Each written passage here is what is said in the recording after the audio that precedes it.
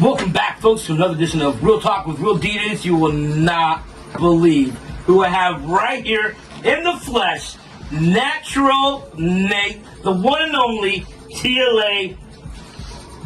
You know what? Let me just stop there and welcome to the show. Natural Nate, thank you so much for being here in Florida from Colorado Springs. Welcome to the show. Natural Nate, is that your real name? Yeah, actually. Yeah, it is. Okay. All right. I'm just... No, you're good, man. No, Roll it up. my real name is Nathaniel Raymond Lemieux. But what people don't know about Lemieux is in French, it means the best. So I've had a very, very, very hard last name to live up to my whole entire life. He's done a great job, folks. All right, let's get back to your upbringing. Where did you grow up? What was your influence growing up as far as music's concerned? Well, I was actually born in Germany. I was an Army brat, and then flew back to the United States. I grew up in Colorado just about all my life, and so I still consider myself a Colorado native, even though I was born in Germany. But went off to the Marines after high school and tried to become a man. Thank you for sharing, sir. I really appreciate it. And I always tell people I would do the Marines over and over and over and over and over and over again. I loved protecting my country. I loved the challenges. Got to see the world, and it was a great experience. Even if there wasn't good experiences in it, it was great for just life in general. Would you say it made you partly of the man that you are today as far as discipline? It made me the whole man I am. And I can't say that. I can't say that. I grew up wrestling. I played track. I did football, kickboxed.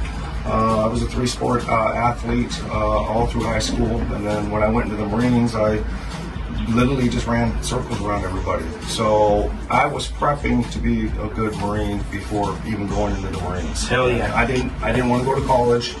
I was burnt out on school. I didn't really know exactly what I wanted to do. I just needed to let out a lot of energy, and the Marines was the best place for me to go and just let that energy out and do something productive and protect America, protect my family, protect my friends. All right, literally G.I. Joe, number one. All right.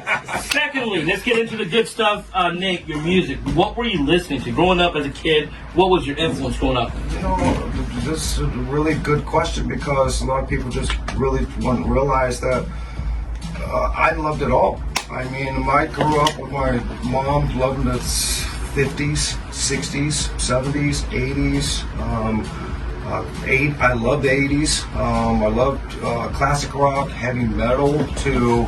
I loved it all. I wasn't a really true big hip-hop fan. I loved hip-hop for the beats, but a lot of the times I didn't like the negative messages that hip-hop was putting into it, but I was into Tribe Called Quest and different things like that where there was a little bit more of a positive message. But believe it or not, I wasn't really into like heavy like EDM for the longest time, and then we can maybe get into that. But that's going to be the next one real quick. Just when you were listening to the influence growing up, when was it exactly that you said? Let me go backwards though, because there was a little influence on where I wanted to be once I got into this music. And you know, as cheesy as it might sound, Michael Jackson, Herbie Hancock. I mean, I just love those guys. With all how could you not? I was a little kid watching Michael Jackson walk on the stage, and how that was an influence to just about anybody in the 80s. So, you know, as cheesy as it might sound, Michael Jackson was a super huge influence on me. Right, and I understand, but like there was a point in my life, in everyone's life, where they're like breakdancing. Well, Egyptian Lover too. I mean, we could just go through all Africa. Well, that's the hell segue. Tell me, what was it said, you know what, I can do this? Because I remember there was an interview you did with Georgie, who's awesome. Yeah. One of the first interviews they did, I was jealous, I will say, but it was a beautiful interview, Georgie. Love you. So, it was the breakdancing. When did breakdancing and all that come into play? Well, shoot, when breakdance came out for me and Michael Jackson, I was in the third grade. Okay, I was in the third grade. So we'd go to elementary school and everybody was bringing their cardboard boxes on the playground to playing kickball. We were out there having little breakdance battles.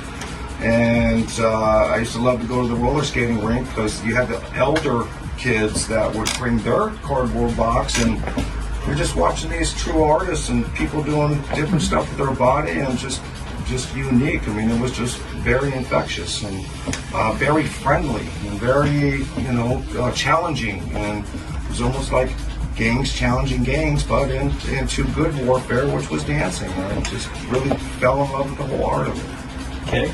Now let's talk about your DJing. How did that work? How, growing up, listening to music, liking it, breakdancing, did you say, you know what, I can do this, or I want to do this? No, as a matter of fact, it was total opposite. My first rave I went to, I absolutely hated it.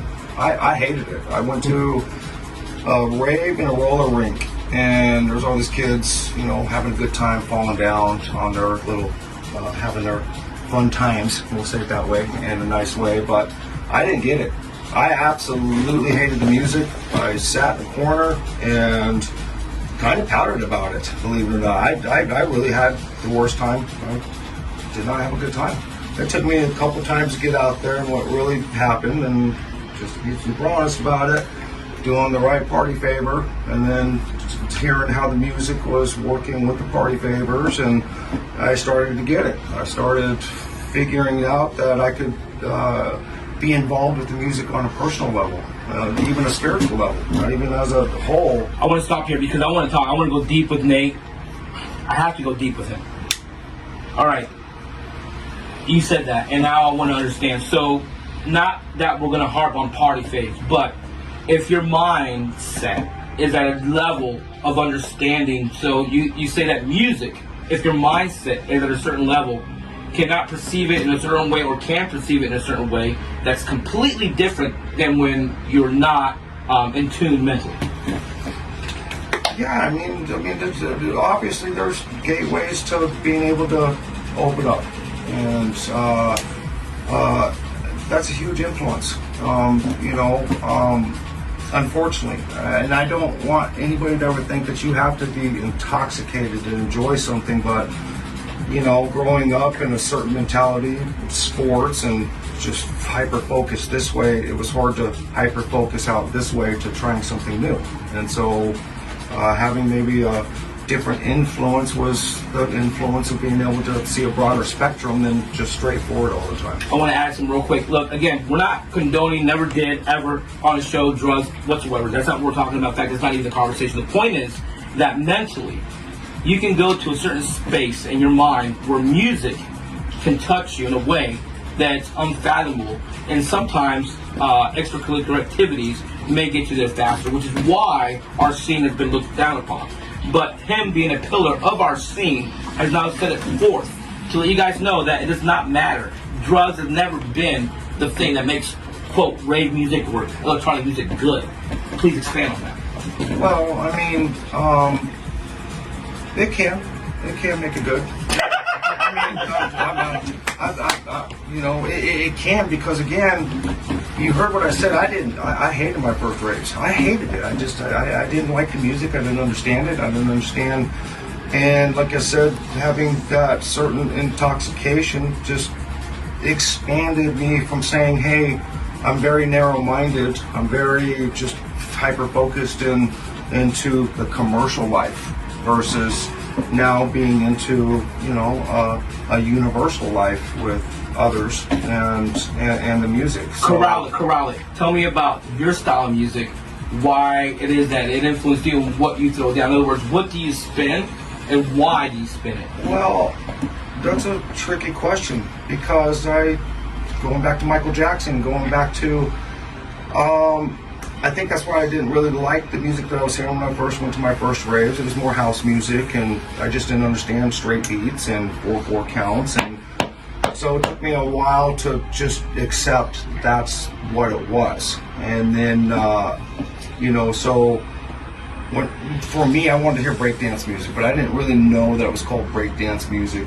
necessarily. I mean, I guess that's what the term would have been. I like breakdance music, but and then finally allowing myself to expand and say, okay, let's give this music a chance. And what really opened up my chance to this music was remixing.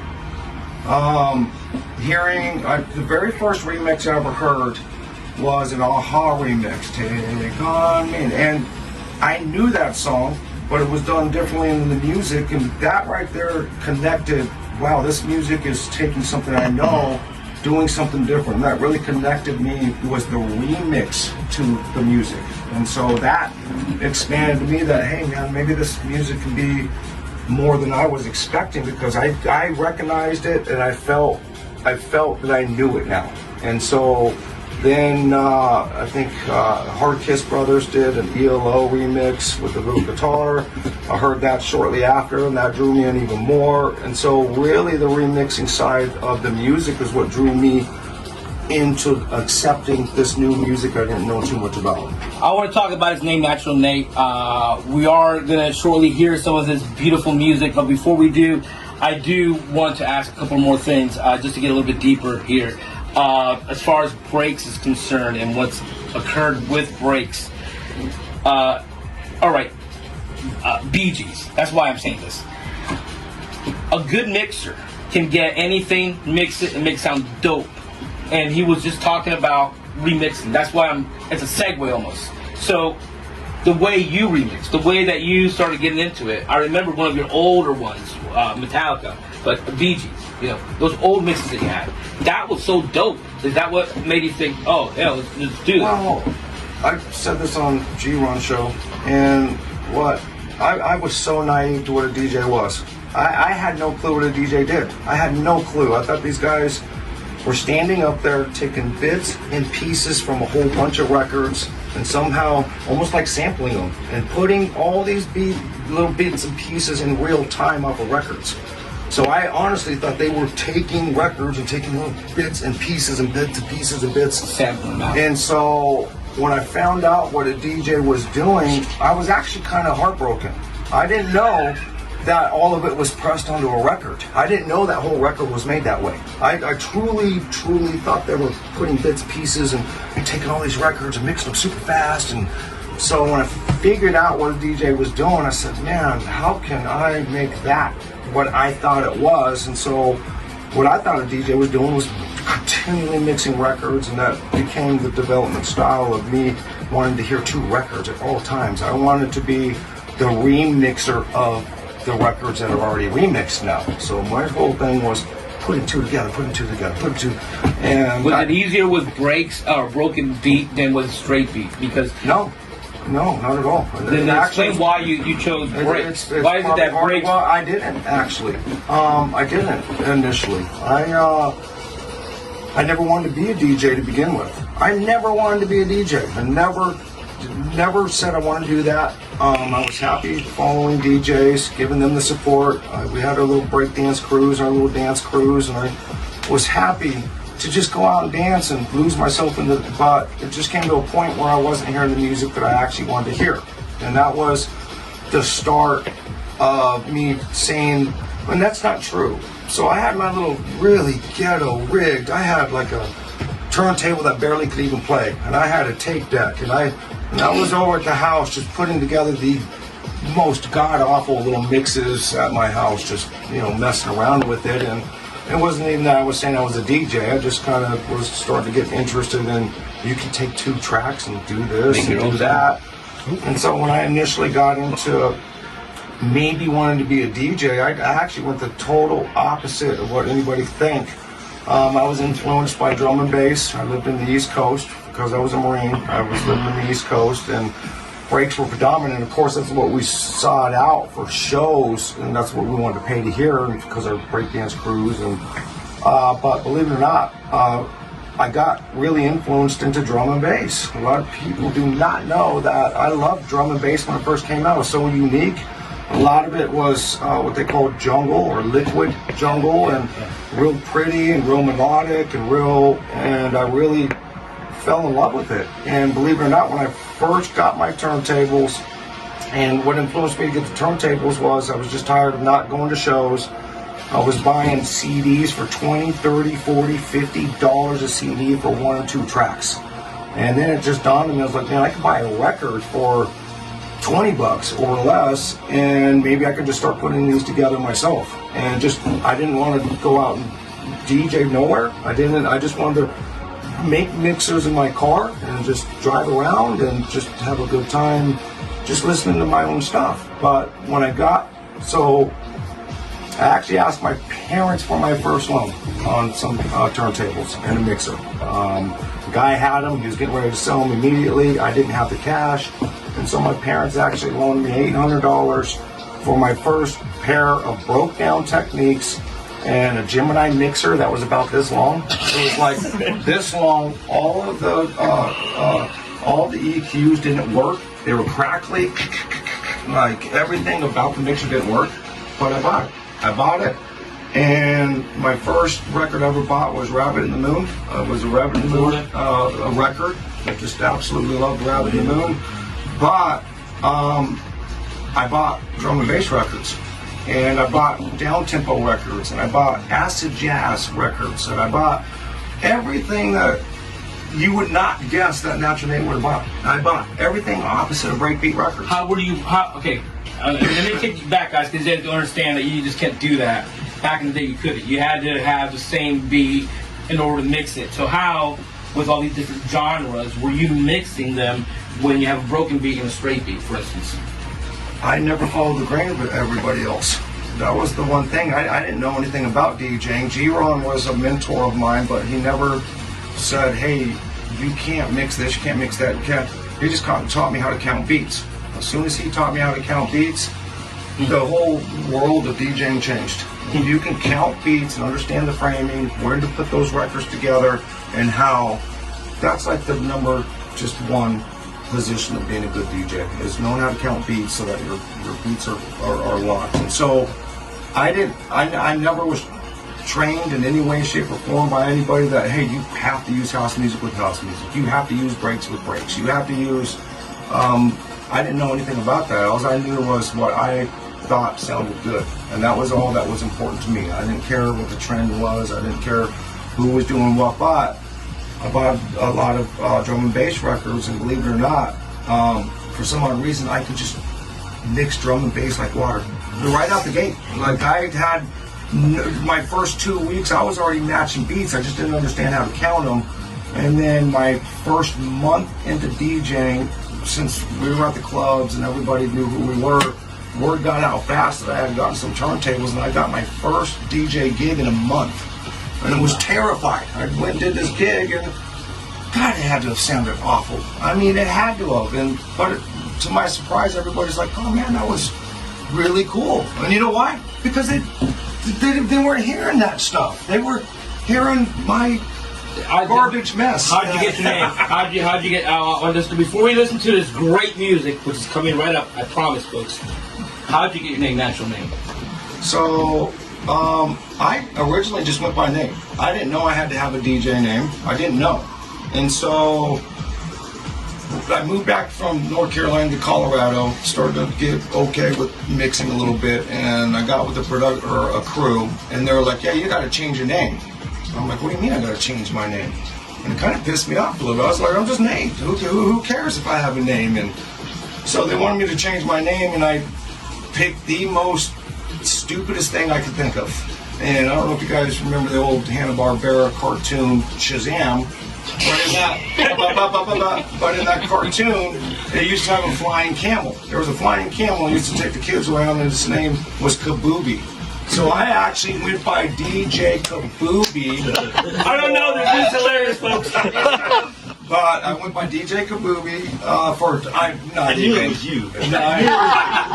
not even a month or two. And I was so mad that they were making me change, because originally I went by Nate, but I went by N8. Just Nate. Okay. So that was originally, and then I didn't go by Kabooby very long, but I had a really good friend, and I would always give him like what I thought were good mixes. And obviously they did, but they were freaking horrible. But one day he's listening to a mix, and he's like, man, this is just, you just do this natural. And he goes, ooh, DJ Natural Nate. And right there he named me on the spot. That was about 1998, and then from him saying, ooh, DJ Natural Nate, that just stuck from that time on. All right, folks, we're about to hear right now. I know you're going to love this. The one and only Natural Nate. Here we go.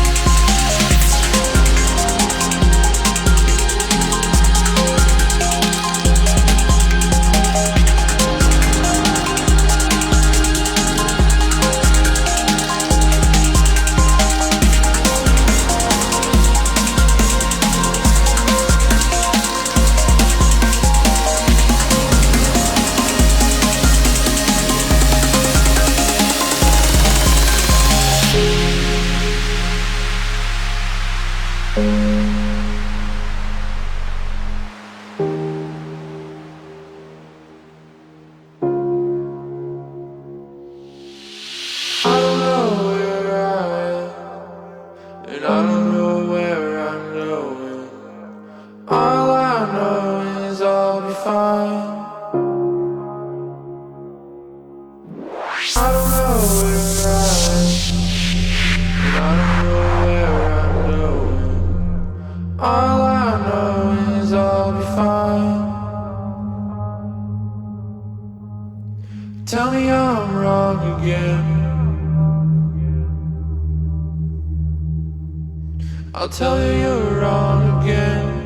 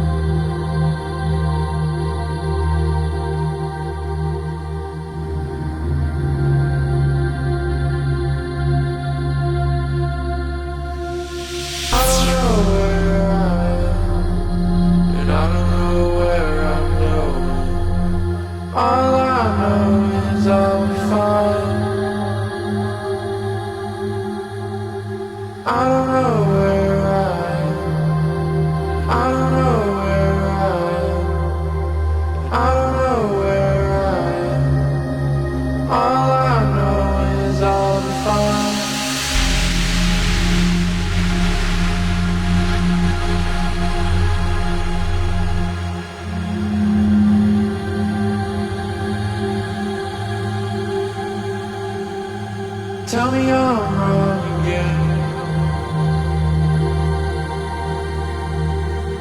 I'll tell you you're wrong again. I don't know where I don't know where I'm going. All I know is I'll be fine. I don't know where I don't know where I don't know where all I know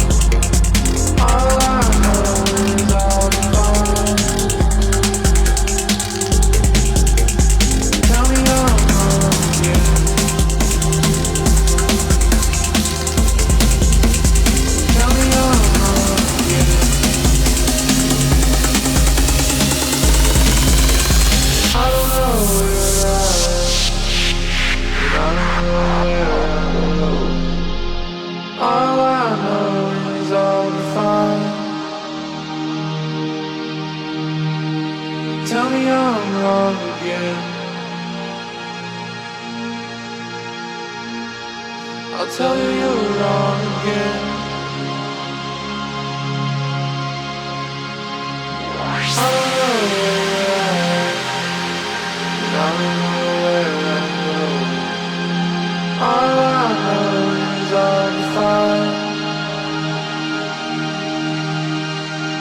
I don't know where you're at, I don't know where you're at, I don't know where you're at.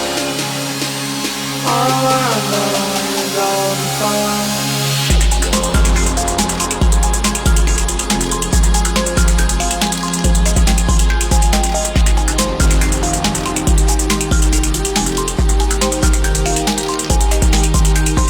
Tell me you're wrong again.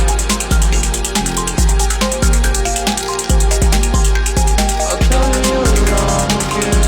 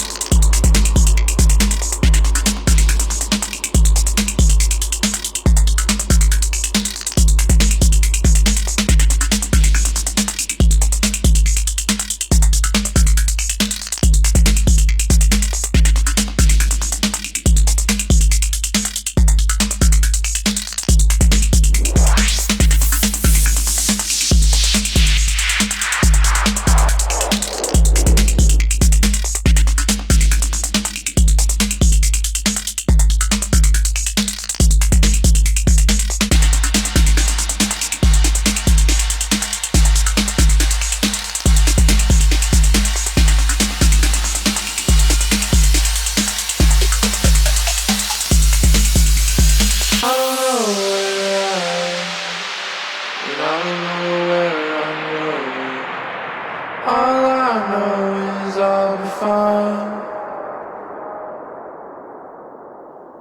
I don't know where I am.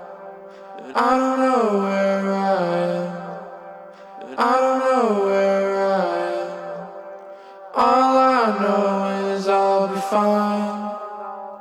Wow, did you guys hear that? Nate, where can they find you? Where can they not find me? No, I'm just kidding.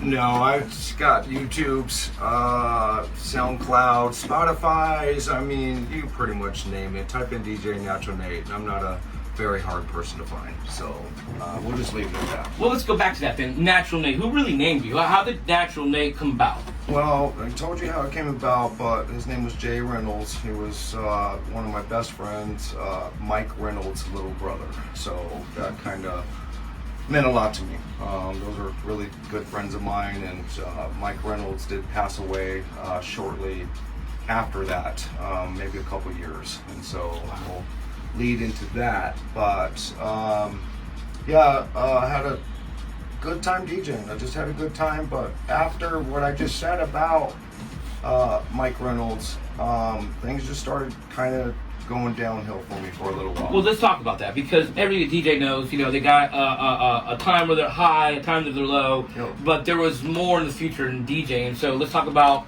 DJ radio, for instance. So how did you get into that? Well, it just goes down a dark road before the internet radio. I do say this story, I said it in G1's podcast, but there was a time that everybody has managers. Everybody has that 15 people that says, hey, I want to be your manager, and they don't ever do anything. And so I finally actually had a really good manager at one point in time, and he ended up getting me 2 major contract offers. And so he sends me the 2 contract offers, and I'm not going to say the names. I don't ever want to be disrespectful, because I still have a high respect for the labels and stuff, but I chose probably the biggest label that you could get with in the world at the time. This was in the early 2000s. Mike Reynolds had passed away tragically. It was a really tough time in my life. A lot of people don't know this, that I was actually married prior to being with Jigabot, and that was kind of going really bad. So I didn't know this. Yep, so we won't even get into all of that, but I was prior married, and ended up taking one of the biggest contracts of my life. I thought I had made it. I thought, okay, I finally made it. I'm gonna just be this world famous DJ touring and all this stuff, and ended up putting the contract in. I mean, the contract was about this big. I mean, it was like an encyclopedia book. I would have been like, yes. Yep, and I did. And so we put it in, and I didn't know that my manager had turned in a couple of CDs, and I was really embarrassed because none of them were perfect. And I'm talking like kind of bad. Like, I ain't even gonna lie. Time out though. But really, Nate, time out. I gotta say this. He says this a lot about all of his mixes. He's always saying it's not up to par. Maybe I shouldn't have done this, but they're fucking phenomenal to me. But what happened afterwards is they could. So he sends in those CDs, and they take the contract. And a couple months later, they come back and they're like, well, all the other personnel and management listen to these CDs, and they don't believe that you actually mixed these. They believe that you were using a computer to make these. There's no way someone's mixing that fast and that accurate and putting these tracks together the way that you did, and we're going to reject you for being a computerized DJ. I have to stop you there. Was this before the sync button? Oh, or after? listen, sweet, listen. But wait. This is before. This is when computers were just first coming out. I didn't even own a computer. I didn't even know computers were making fake mixes. I didn't even know. I had no clue what the hell they were talking about. Lost the contract. Boo-hoo me. Got into self-destruction. Cried in my apartment week after week. Self-destructed. Drinking and just boo-hoo me for a long time. Boo-hoo, my friend died. Boo-hoo, I'm having a bad marriage. And I kind of like really just sunk into a bad area. Turn it around, man. This isn't good. What is it that went boom? So I had a friend come over one night, and he was like, look, man, you got all these cool records sitting here, I got an offer to do internet radio, and this is back in 2003 with Breaks FM. And originally I told him no. I was like, no, I don't want nothing to do with it. I don't care. I don't want anything to do with it at all. But I still was buying records, and one night I finally had a computer, and I was sitting at the computer, and I'm ordering some records, and then all of a sudden it hit me directly in my face, computer DJ. And this is years after I lost the contract and used my computer, and it just punched me in my face, sitting right there. It punched me directly in my face. These guys called me a computer DJ. And then I remember my friend said, let's do this, let's do an internet radio show. And so I went back to him and I said, look, if we do this internet radio show, I want to take a handheld camera and we're going to record every single set that we do. Every set. So we took a video camera, I accepted it, and from day one we took a video camera and we videotaped every single radio show that we ever did. That way if it ever came back that, hey, you guys aren't doing this real. This isn't real. This isn't, even though we're train wreck. I want to cut in real quick. I have to say something. I have to say something about this because you guys have Twitch now. You guys have all this great stream shit. This is before any of that. This was like the first raw deal. Hey, this guy's doing it, and look what he's doing. Look at his hands. He's not faking it. This is real shit. So when it comes to first video with DJs on the internet.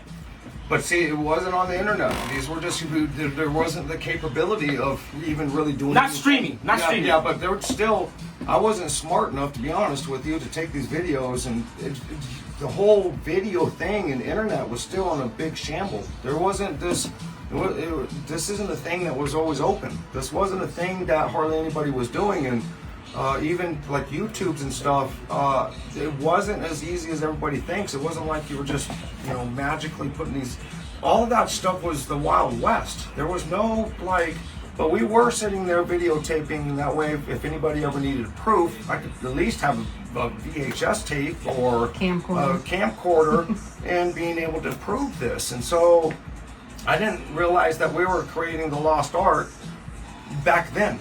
And so we went from Breaks FM to newbreaks.com, and I love New Breaks. I love New Breaks. I loved all the DJs, and then, I was up late one night, and I think it was 2007, 2008, and it was like 4 o'clock in the morning. And so some guy comes in, and he was like, why is no radio station using internet video? And here I am videotaping every show for years. Yeah. And I thought I was tripping. I was like, what in the hell is this guy talking about? And I messaged him off to the side. He's like, well, with Ustream and some new streaming servers that came out, you guys can video and go internet with this. And it wasn't necessarily even my idea at that point to that. But I said, well, let's try it. Can you show me what the hell you're talking about? And then we got into the whole Ustream thing. And New Breaks and all the radio stations hated it. New Breaks hated it. But they integrated it into their Pause. Hold on. I want to ask you, because I'm sorry, I'm going to go deep. Did they hate it because DJs had to now have proof that they were actually real DJs versus fake-ass DJs pretending? You're almost dead on. So they integrated it into the system finally. And so we had a couple of shows that were doing it. And after a little while, I had asked, why is nobody doing this? This is like the new bread and butter. Why is nobody really on our team doing this? And, they came back and they're like, Nate, everybody really does hate you right now. And that was a common thing. I mean, it was no big deal. I mean, it was always some crazy shit going on, excuse my language. But I was told everybody hated me. I said, okay, what did I do this time? And they came back and they were like, most of the DJs on internet radio are not DJs. And I said, well, what are you talking about? They're like, they're making their mixes on computers, and then they're just uploading it to the server, and then they were just listening to these pre-mixes. And I thought the whole entire time, from Breaks FM all the way up to New Breaks and all these other radio stations, that all these guys and girls were putting in the work and doing that live, and 90% of it was fake. Which makes sense now why he was not knowing why, like, computer DJ, whatever, is because it was saturated with them doing it already. So I had lost a huge contract being called the fake computer DJ, and then get into 2007, 2008, and now everybody's a fake computer DJ. But nobody knew that. But but nobody knew that. Everybody just had the assumption that everybody's DJing, and everybody's turntabling, and nobody was speaking it out loud. And so when we started bringing live video in the test of newbreaks.com, that's when the industry was starting to say, uh-oh, we got a problem. And so from that point on, I knew, and it wasn't that me and New Breaks had a big falling out. It wasn't. It just came to a point I knew that we couldn't have an all DJ site with everybody else being fake DJs. I hate to say it. And so that's when I started saying we're going to have a website for just DJs. And the other problem with Ustream was that we hated is, and I'm just going to be honest, I'm not trying to be disrespectful, and but I'm going to be really honest. This is what really changed it for me in wanting a custom live video is, and I'm going to be honest, and I don't want to be offensive, but in the middle of a DJ show, there would be a tampon commercial. There would be, and I'm not even joking, like not even remotely, and it was embarrassing. It was, that was their sponsors, I guess, and here we have Denture Cream, and then here we have a beer commercial, and then here we have, and so this would go on throughout the whole entire, and it was embarrassing. I mean, I was embarrassed using Ustream because of the commercials that would pop on. Not only was it disrupting the music, but I mean, is that what you really want to see while you're trying to zone out and Real quick, I just want to say this because, look, man, I'm from old school, and just the story thus far, you start looking at, let's say, I'm gonna have to name it out, Twitch or other people that are now marketing and profiting off of something that you guys were doing just to prove DJs. In other words, this, because for me, the video is like, look, is this guy a real DJ? Is he actually spinning? Is he actually putting is the mix in the middle? Is he actually doing his shit right? No, we'll get into that now. So finally, I finally said, you know what? I can't do any worse than what's going on now. Internet radio is kind of getting stagnant. It's just, you're just listening. Let's change the whole landscape. Let's prove that the DJs are mixing. And so we opened up the Lost Art. I had no clue what I was doing. I hired a couple of great techs, Dave Viral, Joel White, Damien finally joined us. We had Demetrius, which he passed away later down the road. And we just took a collective of just all these. Andre was a Ustream, and that's how we met, actually. So he's originally an original TLA. We have Steve holding the camera, which was an original TLA DJ. And so we just took this collective of just badass DJs that knew how to DJ, but we didn't know what the hell we were doing. None of us did.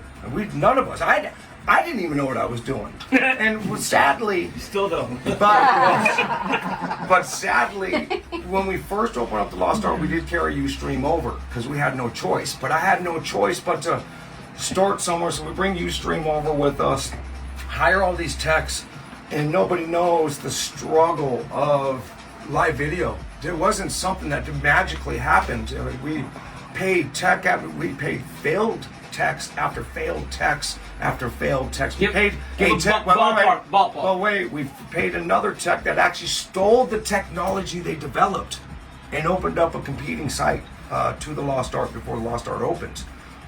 So we paid tech after tech, money after money, servers blowing up because of the traffic, and not yet. So we finally get the video working, and I'm talking painful, money, painful. We finally get it going, and the Lost Art it blew up more than I even knew what to do with it. And finally I had a guy come to me that was kind of an internet marketing guy, and he said, one of my partners came to me to ask you if you know what the fuck you're doing. I'll just say it the way he said it. They asked, do you know what the fuck you're doing? I said, no. I have no idea what the hell's going there.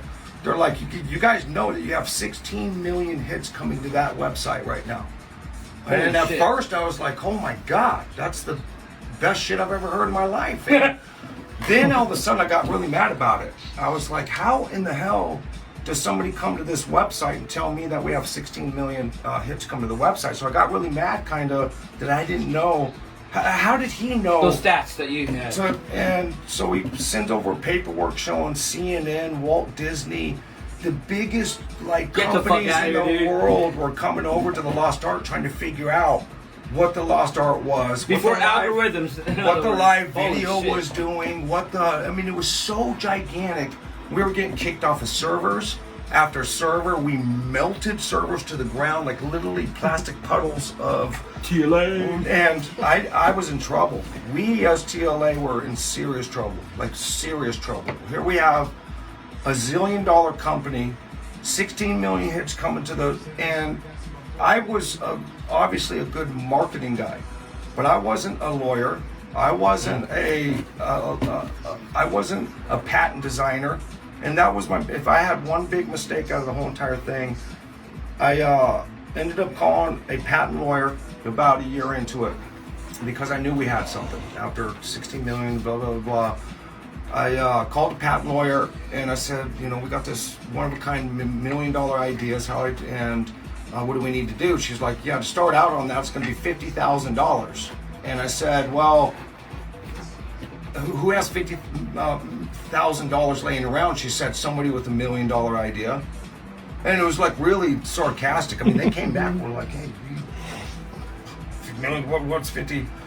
And it broke my heart because I was already paying between $400 to $4,000 to $6,000 a month on a server, not including paying the web techs, not including, and I'm just a regular guy, and I knew I was in trouble. I knew the Lost Art was in trouble. We have 100 DJs playing on there, and I felt the whole world against me. The whole world was on my. What did you do? I mean, facing the world. Well, what did you do? Went to Rain. I had set the world record. In between all that, there's so many little stories. Come on, let's talk. Well, you said it. Talk about your world, please. Talk about your world records because I want them to know. It's a sore subject too, though. The thing about me being a DJ, and it'll turn into a good story, I promise. But there's been more bad being a DJ than there was ever good. There was. All right. I'll be honest with you. I'm going to be honest. There was. There was so much more bad. Being called a fake computer DJ, to not being able to do what I wanted with new breaks to bring them forward. Is it worth it though? Is it worth it? I mean, that's where it's going to maybe hopefully turn into a good story. But world record, I went to Guinness, and this is the true story. I went to Guinness World Record, showed them what I was working on. Guinness basically told me that I was going to get sued for copyrights and they wouldn't do the actual world record. And what it really boiled down to is they kept saying, how much money you got? How much money you got? And so it was coming down to how much money I had to pay them basically to be a world record holder. That's how that actually works. You have to have 20 million sponsors. You got to have $100,000 to pay their flights, pay their people to come over. And it doesn't mean you get the world record if you have the money, but boiled down to they wanted their money and you're going to get sued. So I was just butthurt, going back to butthurt, going back to adversity, going back to, hey,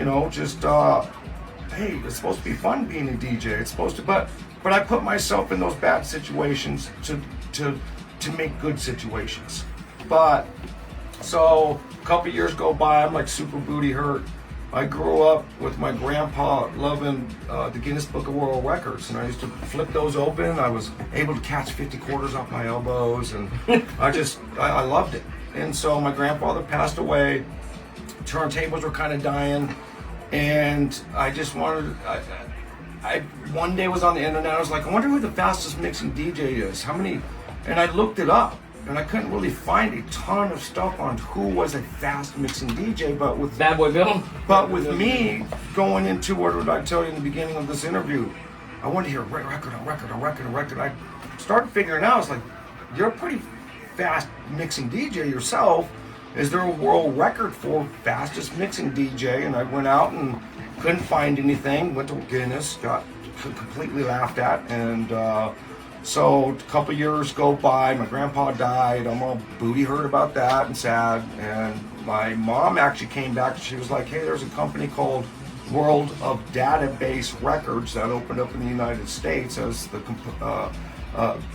going against the Guinness. So Their I took the competitor. video. So I took the video and I sent it to them. I said, "Would you guys accept this as a world record if I can do it under your company?" They came back and they're like, "This is unbelievable. This is phenomenal." And I wanted some backing. I went to Rain and asked Rain if they would give me the backing on the world record. And Dean, which handed out the golden mixers at DMC competitions, was like, "Yeah, we and this will lead in great into the lost art and my failures again." And so Dean was like, "Man, okay, we'll give you a banner, but we want you to do it on Serato." Oh wow, that's interesting, dude. And Because so- I did not know that. So Serato had just come out with S1 Serato, no sync buttons, nothing. It was just a mixing digital system, just mixing real records, mixing, and of course you're just using an MP3 now. But what people don't know is that was way hell harder at the time than mixing two actual records. And Why? so, because I wasn't great with a mouse, I wasn't computer savvy, I wasn't, and I was having major problems with the record side because I couldn't find all the copyrighted artists. And so when that Serato came back and was like, "Man, can you do this on S? We'll give you the backing, we'll give you whatever you need. You have to do it on S1." And so I agreed to it, and it really did help me in the one facet that I could go to Debonaire's Electro Labs and all the artists that I already knew that gave me MP3s, and I had them all sign contracts to make this real official. That's like awesome. real official. So even though it was digital and you got a beat counter and you got all this bullshit, that was no facet into this. I never even knew how to look at a beat counter, even if a beat counter was in front of my face. I was never trained that way. I was trained by ear, and so I took 400 tracks from 130 BPMs to 140 BPMs, 400. Threw them in a folder, mixed it all up. No order, no anything. We set the date for the world record, and the night comes, and I had walking pneumonia. I was so sick. I was so sick, but we had already set the date. There's people showing up on the live stream ready to see this. I'm sick, and you'll hear it. I actually have a video of it. You'll hear me like Nasal. I smell pretty good too. And so I have Jenna sitting there. She's got a timer, and she's clicking like every mix that we do and stuff. We do the world record. Ended up being 86 mixes in an hour at roughly 133 BPMs. There was the rules of there is some sway because it's impossible to have a perfect 133. So we let it slide to about 135, and it was mainly 134, 133. If it goes under, who gives a crap? Because you're going slower. So after the video was done, we timed it all just to make sure we didn't go over the BPM. And when I sent my first world record out to Guinness, if they would have checked, I would have failed because it actually went up to 136 BPM. As you're doing these, you just keep wanting to go faster and faster and faster with the pitch, not knowing. And so there was a little technique into having to remind yourself, slow down, slow down, slow down, slow down. But BPMs and all that, again, there was no relevance. So we had really strict guidelines. If you train rec, it's not a mix. You have to hold it for 64 frames at least. And I mean, it was really methodically, and it is a real world record. It is a weird. All right. I'm sorry. Wait. All right, go ahead, because I'm about to grab this location. So we do the world record. Wait. We do the world record. It's counted as a world record, and it was in the top. I was 9th in the world records for that year as the best world record. 9th. Dope. So 3 months later, come out, and that world record company writes me, and they said, "Well, we're not going to put you in the world record book." I said, Right. "Well, what the hell are you talking about?"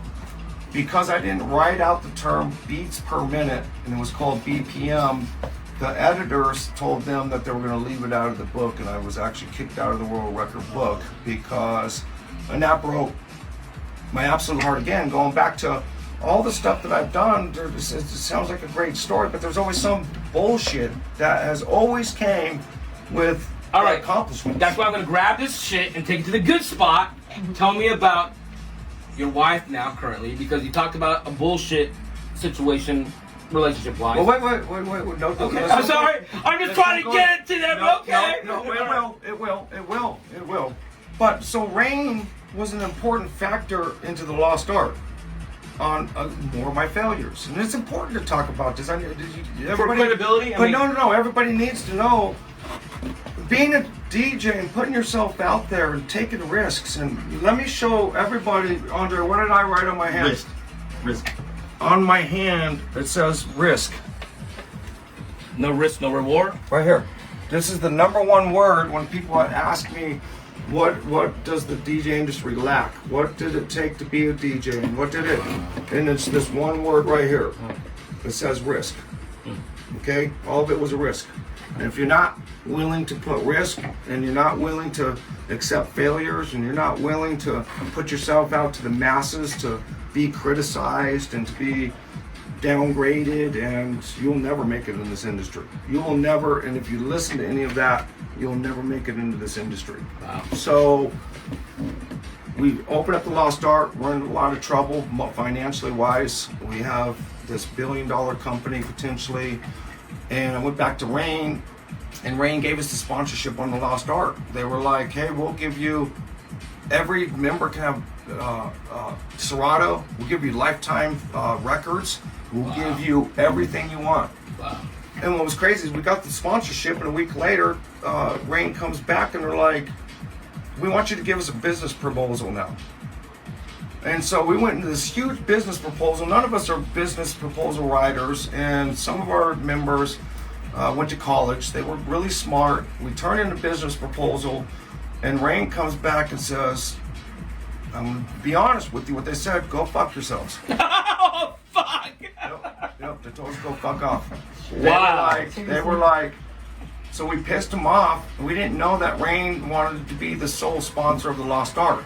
So we were needing to pay for these servers, so we came up with the idea of let's pay promotion. Let's get 100 different companies to give us $1,500 for a paid advertisement on the website. Sounds glamorous. We send that to Rain, and Rain's like, we thought you were going to make us the sole So sponsor. they could do that shit. We didn't know that they want us to have this glamorous, hey, we want $1 million contract with you. And when we sent it to them, they're like, you guys are a joke. Go fuck yourselves. And I lost the whole entire sponsorship, not knowing that I made I didn't even know how I was going to make a mistake without making a mistake. But after the mistake of doing that, we lost the whole entire sponsorship. We lost, which, of course, so going into that, I was in even more trouble. How in the hell are we going to keep this open? I'm going to let down all these DJs. Now the good stuff's coming, I promise, folks. No, it's not. Fuck!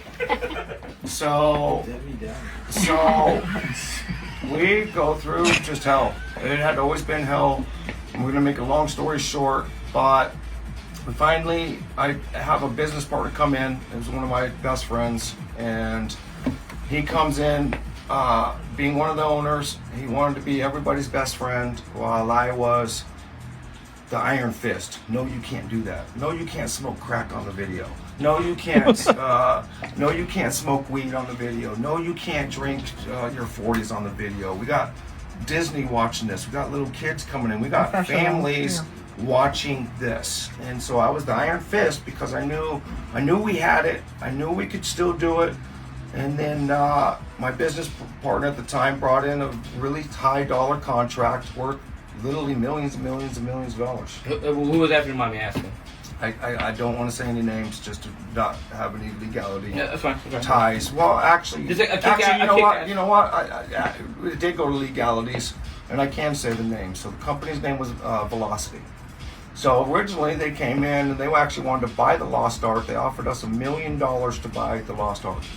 And technically that sounds glamorous, $1 million, oh man. And $1 million isn't nothing when you're splitting it up amongst a team and DJs. I mean, that's pennies.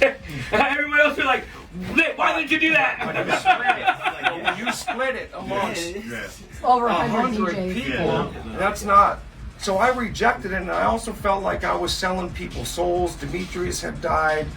David died. Like, we had managers that had died on the project. We had just so much going. They devalued something that you thought and and going back to another thing that always broke my heart was we had DJs that were living on the street. I didn't know this. I remember we had DJs living on the street, and I found out that some of these DJs were like, you know, I live on the street. The only thing that's keeping me alive is I have a 2-hour show that I can go over to a friend's house, and I'm a lost art DJ, and it's the most proudest thing that I have in my life, and that just broke my heart knowing that's the impact the lost art was giving to people. It wasn't just a website, it was hope, risk, all of it combined, and it just broke my heart. So Velocity comes, I tell them no, they come back and they say, well, we'll give you a 3-year contract and you guys should make $10-20 million easily. And we're gonna put your shirts at Walmart, we're gonna do this and that. Hell yeah. The business partners came back and asked me what I would do with my money. And that's what I thought they said. And so I said, well, I'm gonna give most of mine to charity because I didn't really care about being rich off of other people's music. And so they took it as, I said, I'm gonna give all of the money to charity. They broke into the website, stole the domains, and I ended up getting the domains back. Wow. And 3 months later, they sent me a lawsuit stating that they were... That you stole it from them. That I stole it back from them, and that they were the sole owners of the lost art. It was their idea. When And they sent me a lawsuit out of Louisiana. I had to pay for a lawyer. And this is where it goes back to what you were saying a little bit earlier, and I'll tie it into you. So I rebutted with the lawsuit. We already knew we were going to win, but it took 6 years. By that 6 years, Twitch had opened up, Facebook Live had opened up, all these competing sites have opened up, and now we weren't the original innovators and creators of internet live video anymore. But they were, regardless of what you think. Well, we were. There's no ifs, ands, or buts. And anybody can argue, well, you streamed, you used.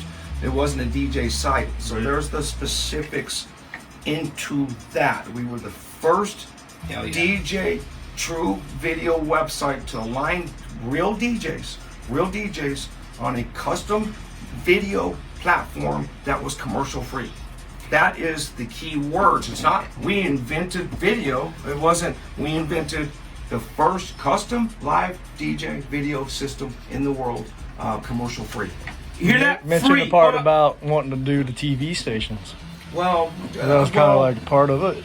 the innovations with the Lost Art go so far. I mean, we were the first, I don't know if you remember this, Steve, but we were the first site booking DJs in other countries using the video system. We'd have somebody in Greece I remember that. being booked over in Spain. We had, we're actually booking DJs to other countries. I want to hit back on the fact about free. He said free. You see, Twitch, all of them, if you notice, these other streaming websites now that have DJs on there took the concept and monetized it.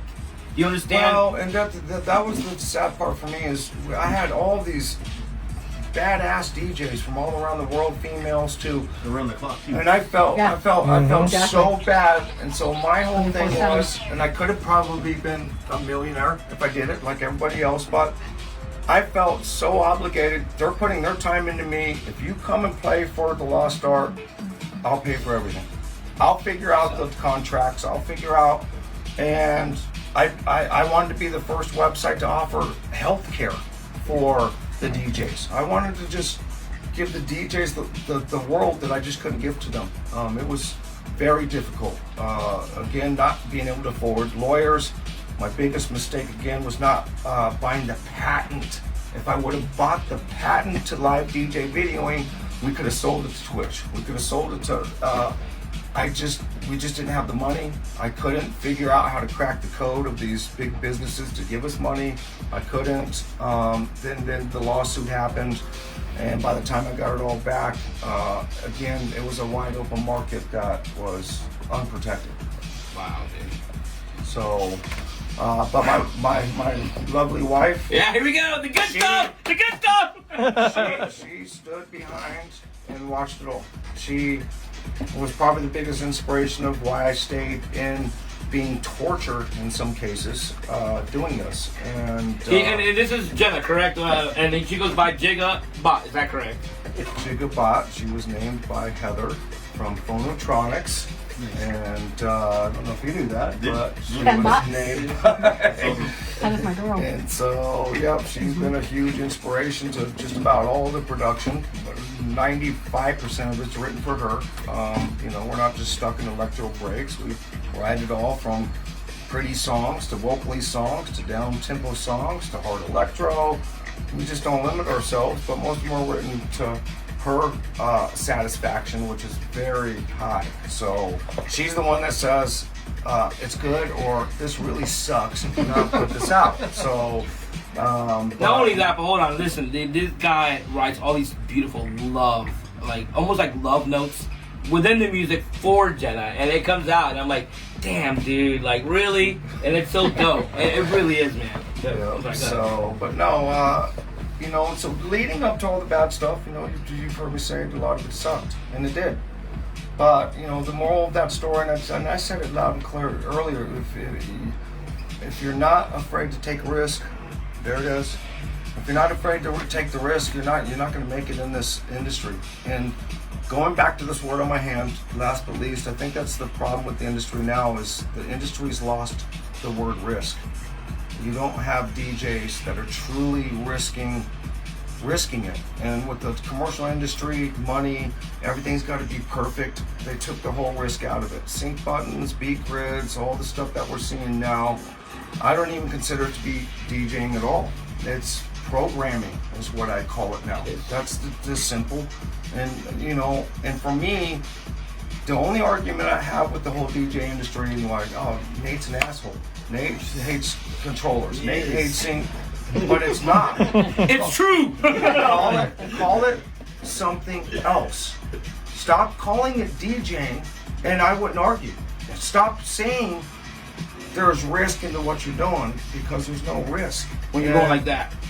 And that's the problem I have with the industry is this is more pre-programming. You are hitting buttons. You are beat gridding.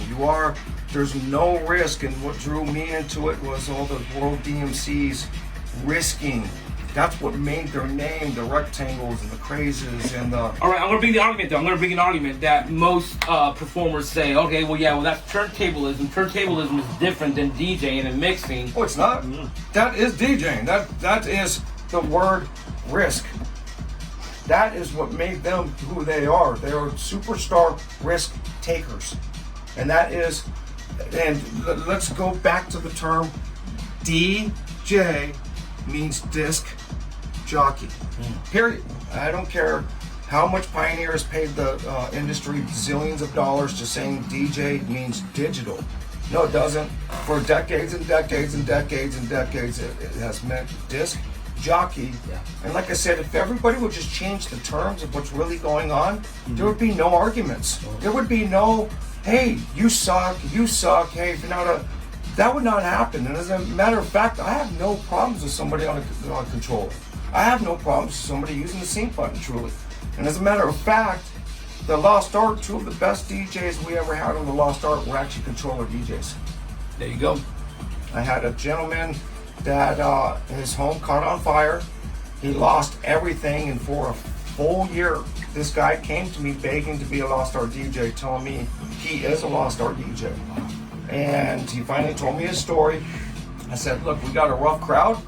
I'm going to give you your chance on your controller. And if you get booed off stage, do not come back at me and get mad at me. And so he came. He put his camera over the top of the controller. And for 2 years, this guy brought in a huge crowd. They all loved him. Not one single person ever said that he was a fake DJ because of his controller. And he came in and he showed that he was the Lost Art on a DJ controller. And so for everybody out there that says, oh, the Lost Art is haters on syncs and the Lost Art is hater on, that is absolutely not true.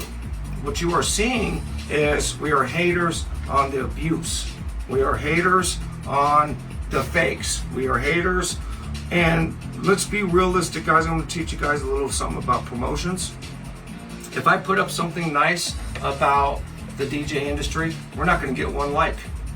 If I say, fuck a sync button, we get 3,000 comments and 3,000 likes in less than 2 days. And you know what that just did? It opened up a gateway for everybody to talk.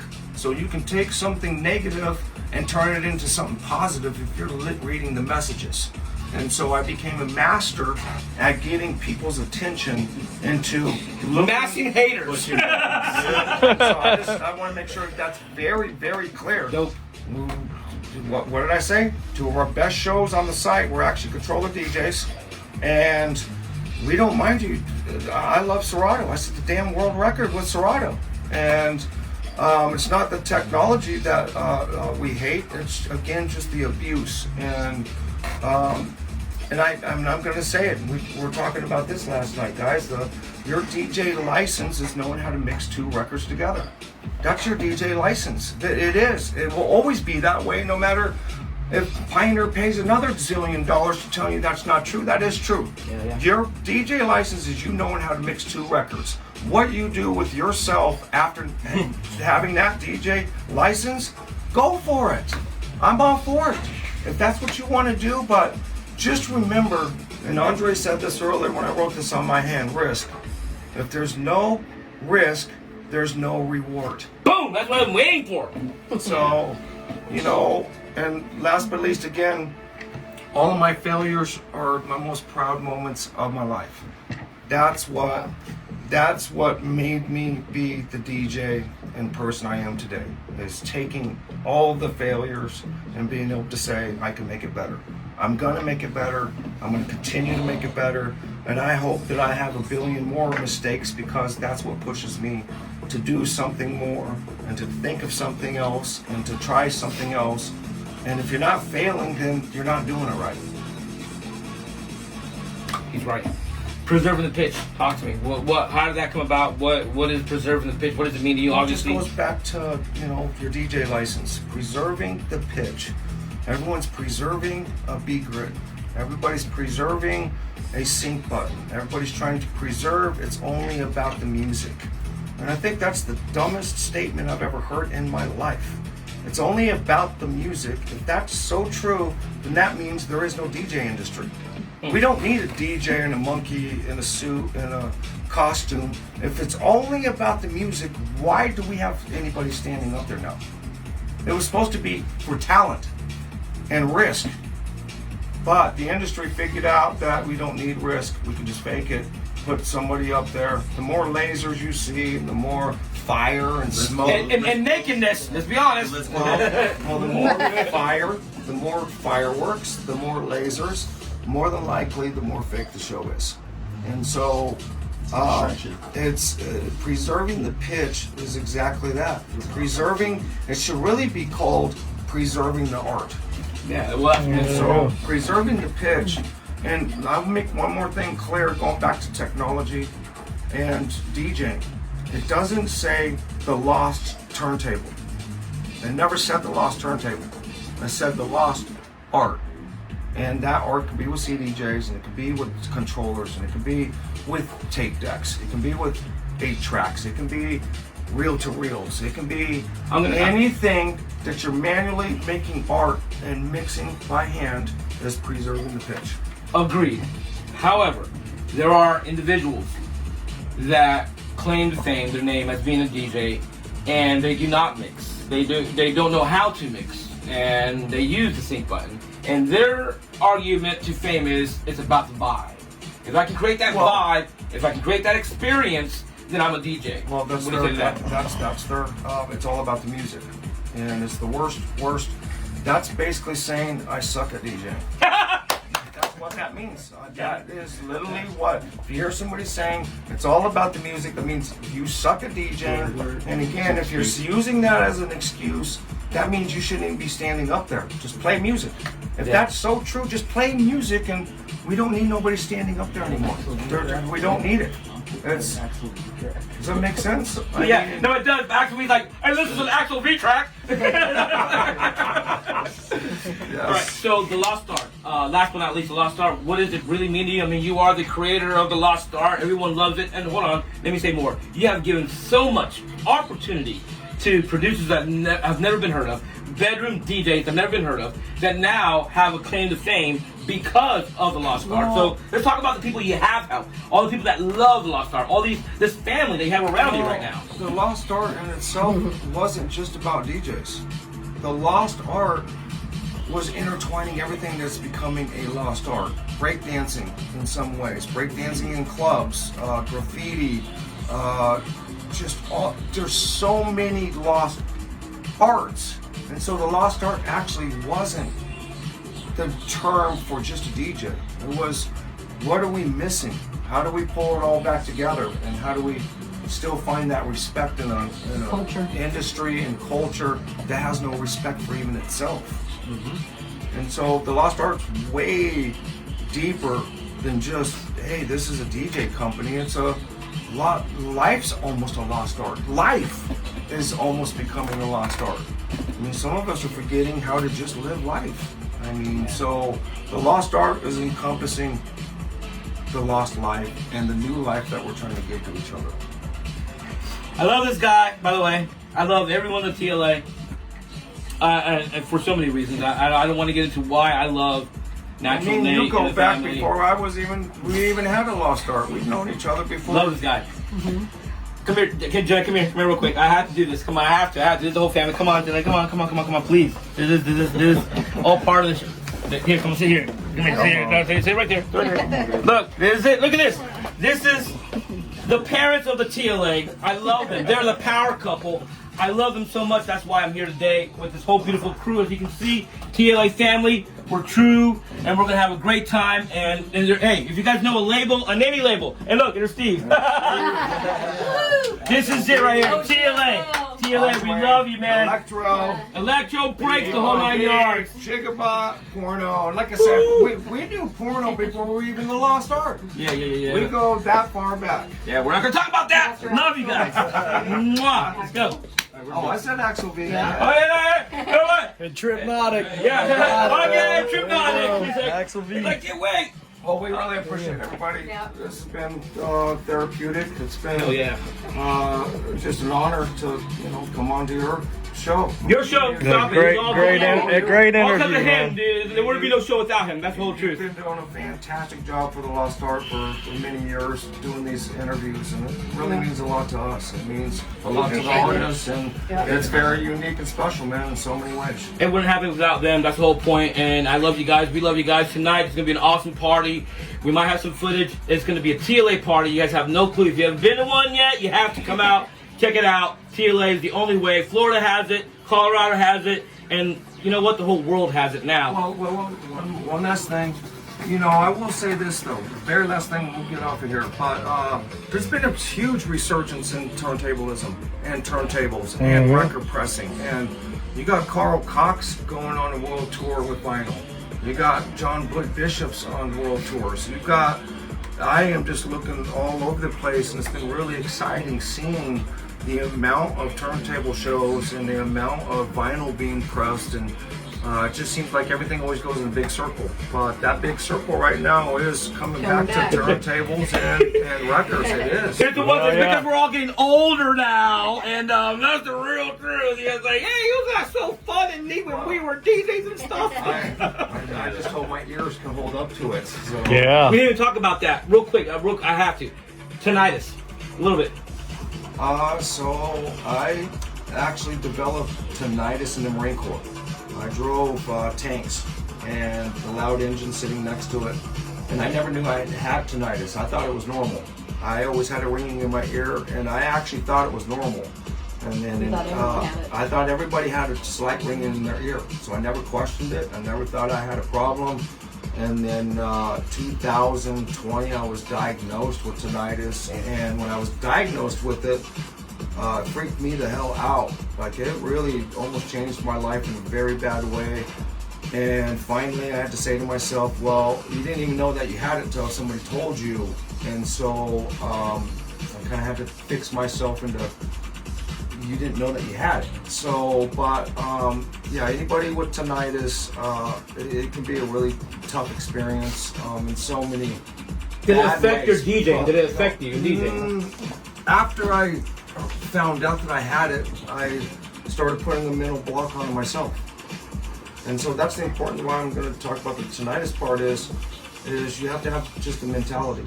If you're missing your arm, are you going to, is life over? If you're missing a leg, is life over? If you're missing your eyes, is life over? If you're, no. You have to have the right mentality to move forward. And anybody with tinnitus, your cure is yourself. Your cure is yourself. And I mean that. You can't let it be negative. And you just you move forward. If you want to dwell on the bad things, you want to dwell on what's wrong with you, you want to dwell, you're gonna have a problem. And so I again really fixated myself to saying, well, you didn't even know you had it. Stop thinking about it. And once I stopped thinking about it, I moved on with my life, and I'm still doing shows. Yes, sir. So do not take any label they give you. It could be a real, which it is, a real mechanism, but he doesn't stop. In other words, is it not stopping? Doesn't matter what you're diagnosed with. Overcome it. Move forward, overcome it. That's the way to do it in TLA. So, but no, thank you so much for the kindness and the interview and Okay, all come on. the Love you. Give me the hug. people. Yeah, brother. Love you. Love this guy, bro. Love this. And we're not done yet. Love you so much. We're not done yet. Absolutely I not. know. We're just getting started. Let's hear one of them natural Nate tracks. Yeah. That's what I'm talking go. about. Yep. All right, you All right, guys. Later. Bye. Peace.